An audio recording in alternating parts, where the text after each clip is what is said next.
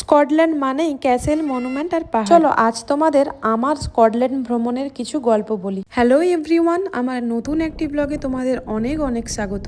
আজ থেকে ঠিক 1 বছর আগে লন্ডনের পরে আমরা দুজন একসাথে বেরিয়েছিলাম একটা ছোট্ট কিন্তু ভীষণ সুন্দর যাত্রায়। গন্তব্য ছিল স্কটল্যান্ড। তখন আমরা ম্যানচেস্টারে থাকতাম। সকালের তাড়াহুড়ো, হালকা উত্তেজনা, আনন্দ নিয়ে ম্যানচেস্টার থেকে শুরু হয়েছিল আমাদের সেই গল্প। ট্রেনের জানালা দিয়ে বদলে থাকা দৃশ্য দেখতে দেখতে আমরা দুজন পৌঁছে গিয়েছিলাম স্কটল্যান্ডের এডিনবরাতে। ট্রেন থেকে নেমেই চোখ আটকে গেল এই মনুমেন্টের ওপর। ধোঁয়া, আলো আর বাতাসের খেলায় মনে হলো সময় থমকে গেছে। প্রতিটি কোণ যেন নিজের গল্প ছড়াচ্ছিল। একদিনের জন্য হলেও স্কটল্যান্ড আমাদের স্বাগত জানিয়েছিল তার চেনা শান্ত রূপে। খোলা আকাশ, সবুজ প্রকৃতি আর এমন একটা অনুভূতি যেন সময়টা ধীরে ধীরে চলতে শুরু করেছে। এই গাছপালা, সূর্যের আলো, বিভিন্ন বিল্ডিং, প্রকৃতি আর অচেনা মানুষের মাঝে আমরা যেন হারিয়ে গিয়েছিলাম। প্রতিটি মুহূর্ত মনে হচ্ছিল সময় থমকে গেছে আর চারপাশের এই সৌন্দর্য আমাদের মুড়ে ফেলেছিল। স্কটল্যান্ডের এই ছোট্ট কটেজগুলো সূর্য তার রশ্মি দিয়ে মাখামাখি করে দিয়েছে আর চারপাশের দৃশ্য যেন কল্পনার জগতে নেমে এসেছে। সত্যিই অসাধারণ সুন্দর লাগছিল দৃশ্যটা। এই ট্রিপটা শুধু জায়গা দেখা ছিল না, এটা ছিল একসাথে সময় কাটানো, হাঁটা, হাসি, একসাথে ছবি তোলা, আরো কত কি। স্কটল্যান্ডের বাতাসে একটা আলাদাই শান্তি আছে। চারপাশের সৌন্দর্য দেখে মনে হচ্ছিল কিছু জায়গা শুধু চোখে নয়, মন দিয়েই দেখতে হয়। তারপরে আমরা স্কটল্যান্ডের এই পুরনো ক্যাসেলে পৌঁছে গেছিলাম। বাইরে এত ঠান্ডা হাওয়া বইছিল যে মনে হচ্ছিল আমরা যেন পাখির মতো উড়ে যাচ্ছি। চারপাশের প্রাচীর, টাওয়ার এবং প্রাকৃতিক দৃশ্যগুলো একেবারেই মুগ্ধকর।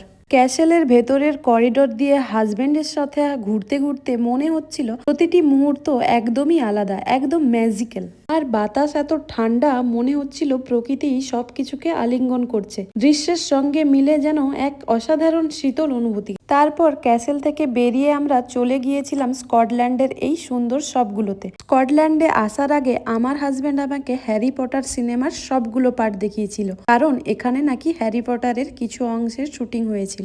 দোকানগুলোতে হ্যারি পটারের বিভিন্ন ক্যারেক্টারের ছড়ি, ছোট ছোট ক্যারেক্টারের শোপিস, আরও কত রকমের ম্যাজিক্যাল জিনিস। সিনেমায় যা দেখেছিলাম বাস্তবে তার একটা অংশ ছুঁয়ে দেখা সত্যিই আলাদা। সেখান থেকে বেরিয়ে ঘুরতে ঘুরতেই চোখে পড়লো এই রঙিন ঘরগুলি। এক একটা ঘর এক এক রঙের, যেন কেউ ইচ্ছে করে গল্পের বই থেকে এঁকে বসিয়ে দিয়েছে। আর এই ঘরগুলির মাঝখানেই রয়েছে সেই বিখ্যাত এলিফ্যান্ট হাউস, যেখানে বসে জে.কে. রাউলিং কিছু অংশ লিখেছিলেন হ্যারি পটারের গল্পের। এরপর সেখান থেকে বেরিয়ে আমরা ধীরে ধীরে রওনা দিলাম স্কটল্যান্ডের পাহাড়ের দিকে। একদম আলাদা জগৎ। শহরের কোলাহল পেছনে ফেলে সামনে শুধু প্রকৃতি আর পাহাড়ের সৌন্দর্য। পাহাড়ের ওপর পৌঁছতেই খুব ঠান্ডা বাতাস বইতে শুরু করছিল। বাতাস এতটাই ঠান্ডা ছিল, মুখে আর গায়ে আলাদা করে অনুভব হচ্ছিল। স্কটল্যান্ডের পাহাড়ের সেই ঠান্ডা বাতাস যেন অন্য এক জগতের ছোঁয়া দিচ্ছিল। চারপাশের নীরবতা আর প্রকৃতির বিশালতা আমাকে মুহূর্তটা গভীরভাবে উপভোগ করতে শিখিয়েছিল।